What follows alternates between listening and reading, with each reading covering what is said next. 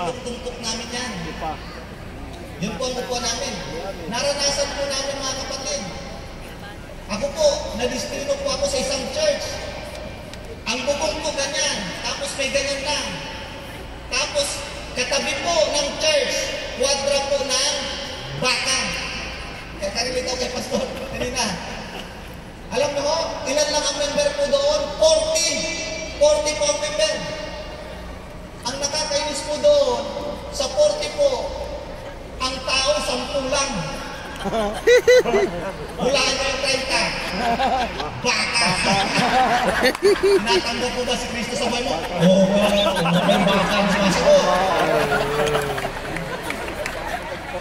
Naranasan ko po opening. Sabi ko, pag ganito buhay pa, ayaw ko na talaga. Opening po, walang pera. Alam mo opening?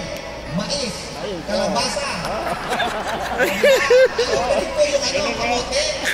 Pag nataimingan po, kasi ako doon, 9 months po ako doon. Pag nataimingan mo, kabuwanan ng mais, mga kapatid, ginagaranti ako sa inyo. Puro mais yung offering mo 9 months. Matututo ka magluto, ibang-ibang luto ng mais. Sinigang na mais, sinigang na mais, apita ng mais, sinigang na mais.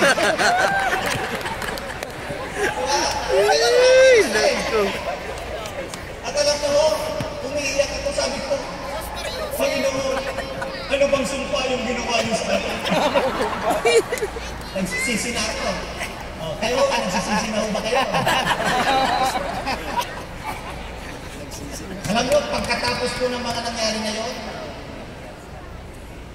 after po ng more than 2.5 years po sa mission, bumalik ako sa opisina, kinausap ko si Bishop, mag-usap tayo. Bishop, I'm very sorry. Hindi ko ito kaya. Hindi talaga. Ako, ginamitan ko ng theology si Bishop eh.